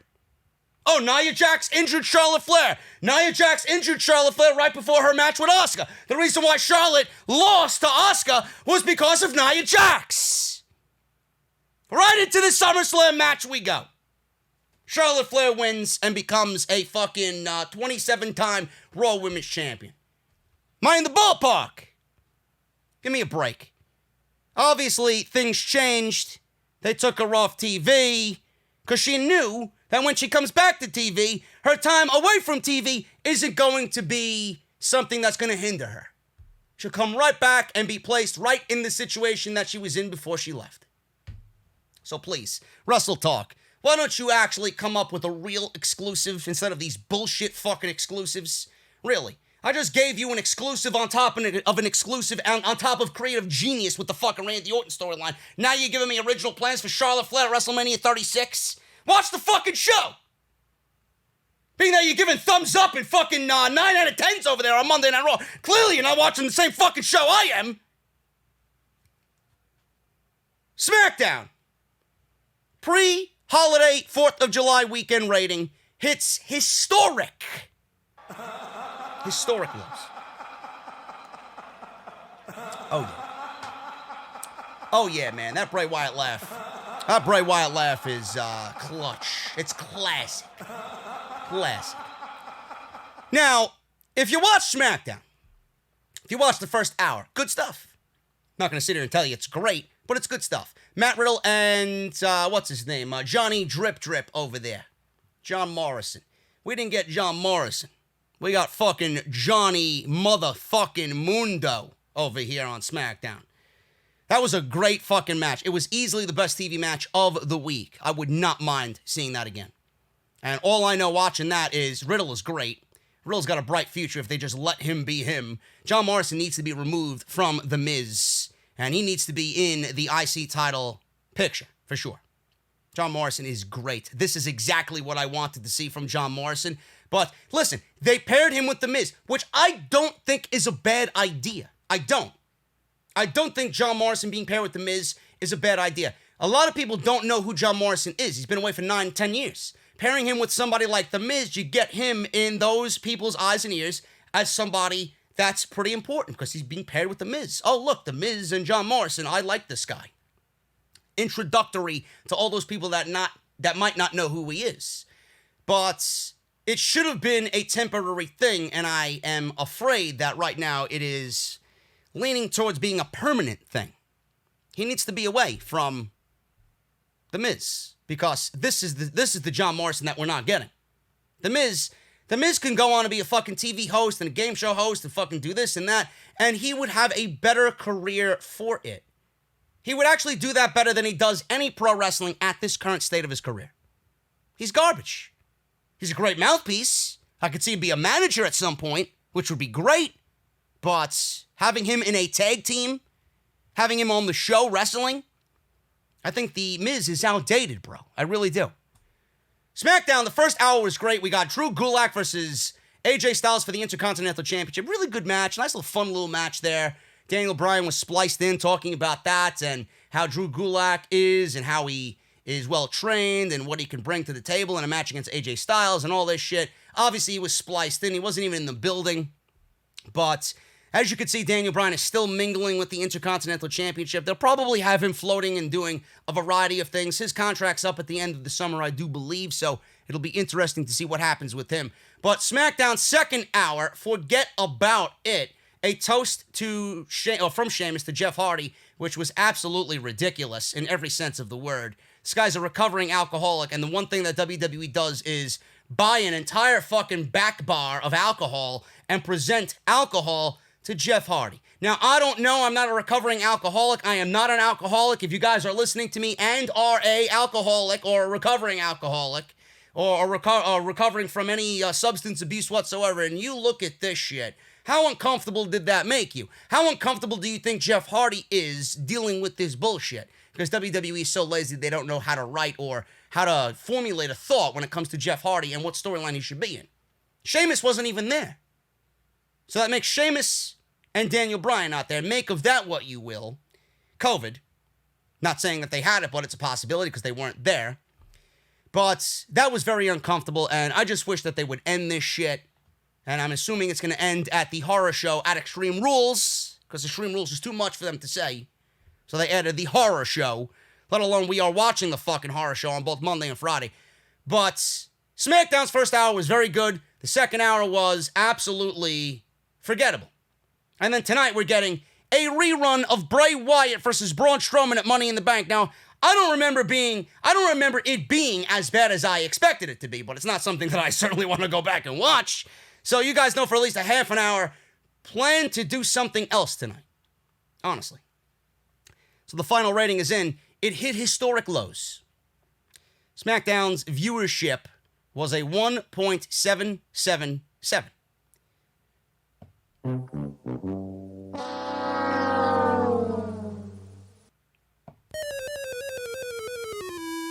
What else I got here? What else do I got here? What else do I got here? I think the Solid Snake one is my favorite one. Yeah, that's a 1.777, folks. That's what they get. That's what they get. According to Showbuzz Daily, the episode aired the night before the 4th of July holiday. And please don't use this as an excuse. Oh, but JD, everybody was away on 4th of July. Where the fuck did you go? Where'd you go? You can't go nowhere. Where the fuck you going? Give me a break. Give me a break. Like the 4th of July didn't happen last year, or the year before that, or the year before that. Where are all these people going? You're not traveling anywhere. Where are all these people that are watching the show on a yearly basis going? Why aren't you watching? That's what I want to know. There's no fucking consistency to these shows. Final number is the same as the overnight viewership that was released on Saturday morning. The number is down 18.3% from last week's final SmackDown viewership of 2.174. As noted, this was the lowest viewership for SmackDown since it moved to Fox. Oh, man, that's music to my ears, man. It really is. I love it. The show deserves it. Bruce deserves it. Vince deserves it. Everybody involved with the fucking making of this garbage deserves it, bro. Seriously. Matt Riddle went to an absolute shit show. And I don't think it will ever fix itself in this pandemic era. Now, Vince McMahon apparently loved the Matt Riddle segment about his feet on SmackDown, because the one thing I want to know about fucking Matt Riddle is why he doesn't wear fucking shoes. Because nobody ever thought, well, Matt Riddle doesn't wear shoes, let's call him out on it. Meanwhile, you could watch a kung fu fight or a fucking martial arts contest or UFC fight. Everybody doesn't wear shoes. So why are we making a big deal about fucking Matt Riddle's shoes? Oh, the guy don't wear shoes, let's make it into a promo. You fucking serious? Now, we all know the fucking story he told was absolute bullshit written by Vince McMahon. He mentioned why he doesn't wear shoes on Lillian Garcia's podcast, because he can do everything that a normal person would do with shoes better without shoes. Simple. He doesn't want to hold himself back. So that's why he doesn't wear shoes. Rusev, never wore shoes. They put shoes on him. Is that leading to the same thing with Matt Riddle? I hope to fucking God not. Vince McMahon loved the Matt Riddle segment about his feet on SmackDown. Now, Riddle told this story why he doesn't wrestle with shoes on. WrestlingNews.co was told that Vince McMahon loved the story when he first heard it. McMahon loved the story so much that he let Riddle tell it on. Maybe it is true. I don't even know. Is that a legit story? It might be. Apparently, he told it to Vince McMahon. I had no idea it was. I'm shocked. He told it to Vince McMahon and he let Riddle tell it on SmackDown. Riddle is allowed to give more input for his promos than most. Uh-oh. Does that mean he's going to be taken care of on SmackDown? Holy shit. Last November, WrestlingNews.co exclusively reported that Vince McMahon had his eye on Keith Lee and Matt Riddle. McMahon specifically compared Riddle to a young Shawn Michaels. A WWE source told WrestlingNews.co the following about Riddle last November. Vince likes guys like Shawn who have that rebel mentality, and he sees some of that in Matt that Shawn had. Matt can rub people the wrong way, but he's a good guy and he will do great when Vince calls him up. I think he's a future world champion. Vince will try to tweak him, but his personality will get him far. End quote. So that was according to WrestlingNews.co. That is where I got that information. Now, we all heard the bullshit coming out of the Royal Rumble. He was buried. He was eliminated in 40 seconds by Baron Corbin. They didn't give him a spot with Brock Lesnar. The whole Brock Lesnar story was probably fabricated as well. It was all bullshit. The story that came out of the Royal Rumble is that they buried him at the Royal Rumble because Vince McMahon, seeing what he was doing and saying about Goldberg, he knew that Matt Riddle wanted a match with Brock Lesnar and going about his own ways to get it and build a match that probably right now is not going to happen, and Vince McMahon doesn't like that. And then Vince McMahon said something about Matt Riddle not respecting the hierarchy of WWE. Show respect to the elders or the legends. Now, it looks like all of that was completely bullshit, and this is the story that is legit here. Matt can rub some people the wrong way, but Vince sees a lot of Shawn Michaels in Matt Riddle, and he loves that rebel mentality.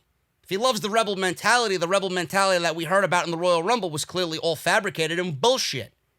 So it's nice to know that Vince McMahon is on Matt Riddle's side. How long he's on Matt Riddle's side, I don't know. How long before he says, riddle me this, bro? How long before they make him into the Riddler 2.0? How long before they give him a fucking green suit, a top hat, and a cane with question marks all over it like they did fucking Dean Ambrose coming out as Bane? How long before they fucking put shoes on him? I don't know. I am still slightly worried, but this makes me a little bit more at ease. If Vince McMahon stays like this with Matt Riddle and Matt Riddle continues to be bro, I think we're in good shape. Vince McMahon is also very much behind the push of Otis, big man Otis, on SmackDown. Now, I don't know why. I really don't. Well, actually, I do know why. But I don't know why they opted to break up Tucker and Otis of Heavy Machinery. I really don't understand that. But apparently Vince McMahon is behind Otis. They need tag teams. I do think that this is a little bit premature. I really do. I think their value lies in the tag team division. Because there is no tag teams unless you want to merge the fucking divisions like I've been advising you to. I don't see why you're breaking up another tag team, giving Otis time, and taking time away from Tucker to sit in catering. I don't really get it. This was a little premature. I don't think Otis should have won the Money in the Bank because I don't think he's doing anything with the Money in the Bank, period. Now, who is responsible for these pushes? Vince McMahon, obviously, is responsible for these pushes, and he is very much behind the push of Otis on SmackDown. Now, on Monday Night Raw, we seen Paul Heyman. He wanted to push Austin Theory. He wanted to push Andrade, Garza, Cruz, Cedric Alexander, right? Humberto Carrillo, and Aleister Black. So those were the men that Paul Heyman wanted to push on Raw. And then there were guys like Otis on SmackDown. All the way up, in fact, as the new report suggests, Otis ascending the heights of WWE, all the way to the top. A new report suggests that Otis's Money in the Bank briefcase win and storyline with Mandy Rose were, in fact, a Vince McMahon idea. With McMahon allegedly being a completed... or actually, let me rephrase this. I'm sorry. With McMahon allegedly being completely behind him as a huge fan of Otis. Fightful Select is reporting that Otis is said to be a favorite with Vince McMahon and a total Vince McMahon project. Both members of Heavy Machinery are also said to have made positive impressions backstage. That I could absolutely see. I'm not surprised by that whatsoever. Sean Ross Sapp of Fightful Select says this, and I quote, "If you wondered who is behind the recent push of Otis, it's probably something that shouldn't come to a surprise to you. That Heavy Machinery member, Otis, is a personal favorite of Vince McMahon. Fightful Select has been told that Otis is a total Vince McMahon project. We're told here at Fightful that his ascent to stardom on the brand was likely consistent with this, but that both Tucker and Otis had a long positive impression made on management in the locker room, and they sit very well with them right now." So that's that. I'm glad to see that because Tucker has been the odd man out here. He's been geneticized in this situation. Now, this is good news for fans of Heavy Machinery who want to see the tag team of Otis and Tucker claim some tag team championship gold. But it will be awesome news and welcoming news for fans of Otis, hoping he doesn't become one of the few superstars who fail to cash in his Money in the Bank briefcase attempt. I still think that's coming. I really do.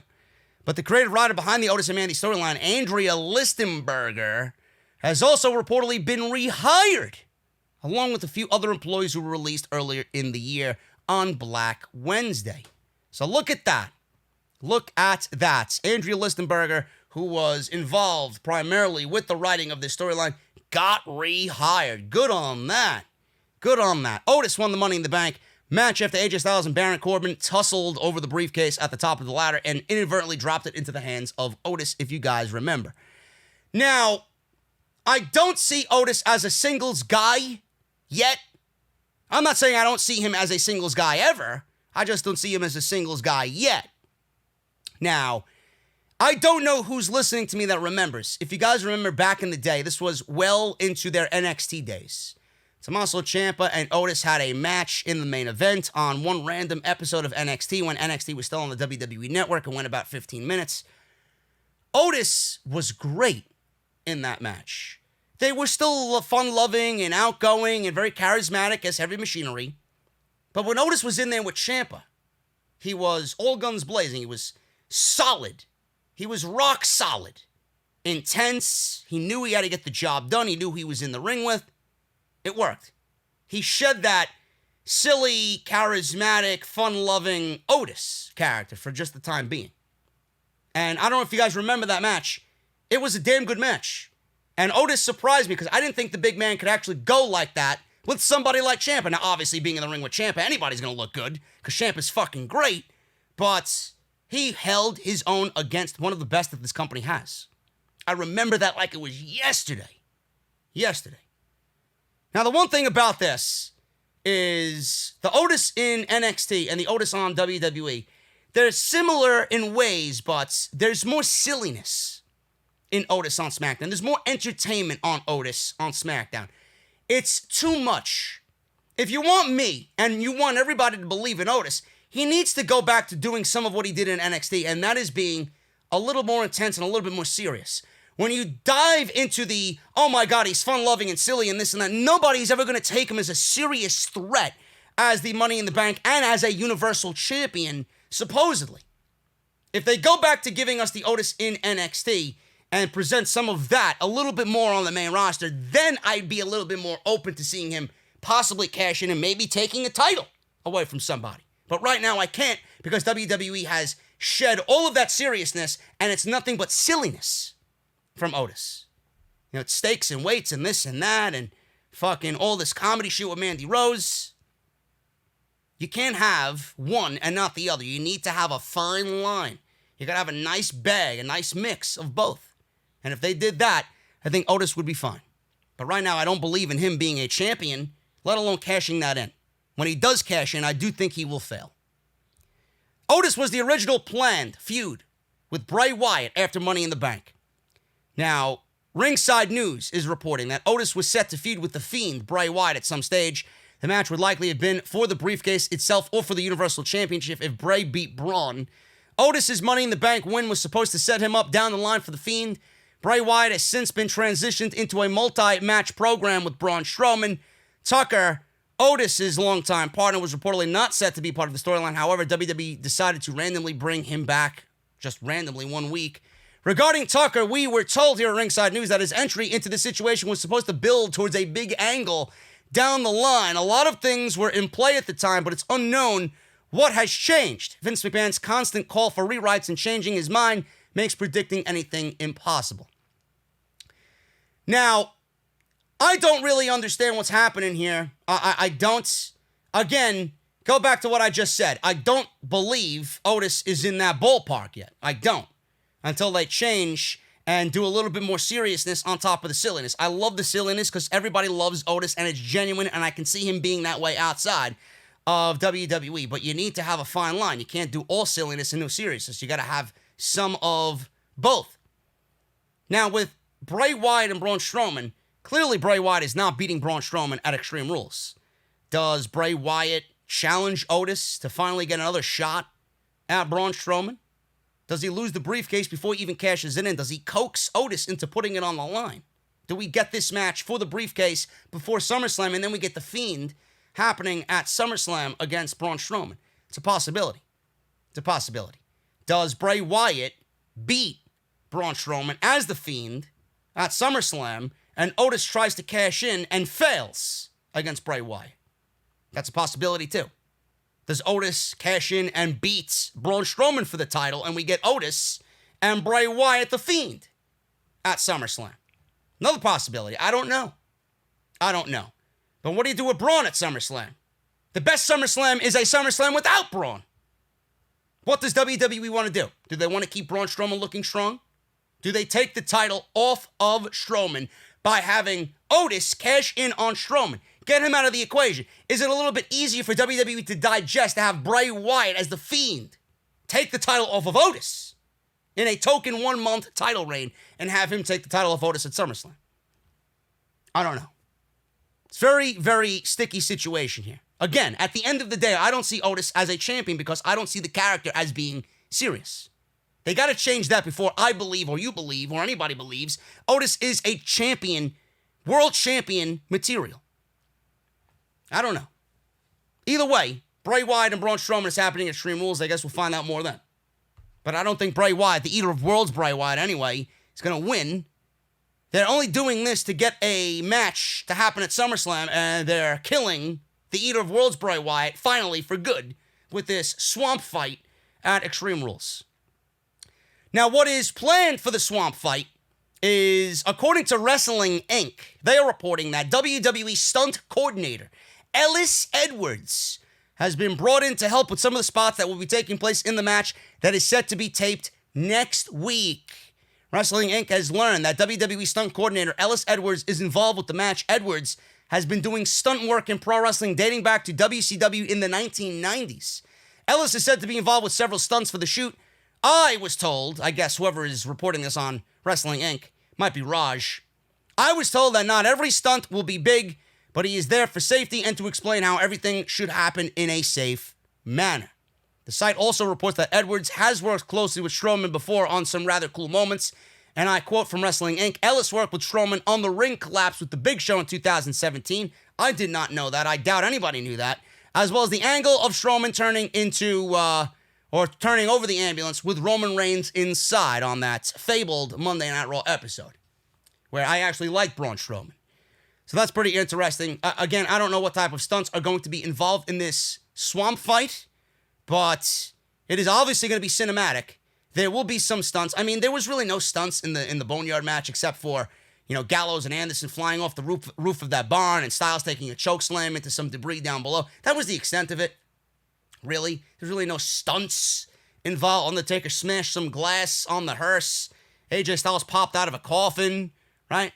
They got on a tractor. There really wasn't much. There wasn't any death-defying acts. But I'm expecting the same thing to happen here. There'll be some, not all. The one thing I'm most intrigued about is where they will be filming this on location. Like, what part of Florida are they going to be filming this in, and what are they going to do to fancy it up and make it look like a fucking Louisiana swamp fight? Going to be interesting. Finally, guys, backstage news on Jeff Hardy and Sheamus and the urine segment that Fox didn't like, if you guys remember. Now, as seen in the angle, Hardy agreed to provide the urine sample before he could proceed to toss the urine in Sheamus' face. Sean Ross Sapp of Fightful Select reports that the infamous segment was produced by Devon Dudley. Oh, my brother! Testify! I testify that this angle is garbage. Written by creative writer Zach Hyatt. Per the report, there was also a road rider involved, but the identity of this person is not known. It was added that the segment had originally called for the doctor to be named Dr. Kirschenbaum, but it never referenced, or is never referenced on commentary for whatever reason. For WWE longtime fans, you might remember that the WWE did a similar segment in 2006 with Shawn Michaels tossing urine in the face of Vince McMahon. At the time of this latest version of the angle, it was reported that the fans who watched on the West Coast did not see the angle because Fox immediately cut into a commercial break before Hardy tossed the urine in Sheamus' face. Long gone are his Bubba Ray, Devon days, the Dudley Boy days. Long gone are the 3D days. And the what's that? Now he's giving what's up in fucking written format here on SmackDown. Garbage. I can't wait for the feud to be over. Maybe Jeff Hardy challenges the next guy in line as champion going into SummerSlam. I have no idea. And maybe Braun Strowman. That's another thing. Maybe Braun Strowman gets Sheamus. And Sheamus could be putting, Sheamus should not be putting over Braun Strowman, but Braun Strowman could be putting over Sheamus. There you go. I'm tying up loose ends all over the place on Creative. I'm still waiting for my fucking royalty check over here. Seriously, some fucking cretin's gonna listen to this podcast and take it right back to fucking somebody in WWE. Hey, man, JD's giving us some good advice here. Let me write this down. Randy Orton, Ciampa, Sheamus, Otis, look at that, Otis, Give me a break. Guys, I'm getting out of here. Thank you so very much for all of your supports. Loved it. Great show today. Thank you guys again. Follow me on Twitter, at JDfromNY206. That's on Twitter and Instagram. Hit that subscribe button down below. Turn on that bell for all notifications. Let me know what you think of the short-form videos on the channel right now. Go and check those out for your daily updates on pro wrestling. Make sure you guys rate and comment on iTunes. I will shout you guys out here. Let's get the podcast up the ranks in the United States on the iTunes Pro Wrestling chart. Patreon.com/JDfromNY206. If you missed any of my other content, links are down below in the description. Follow me on Twitter, at JDfromNY206. And as always, hit that thumbs up. Helps out the video immensely, helps me out, helps you out, helps everybody out. Thank you guys for all of that. And Ridge, where's my Ridge? Ridge.com/script. Code SCRIPT at checkout for 10% off. Guys, I will see you right back here tonight for SmackDown, and I'll see you right back here tomorrow night for another episode of 334 right here on Off the Script. Until then, take care, and I'll see you guys right back here tonight for SmackDown, and again tomorrow for part 2 of OTS.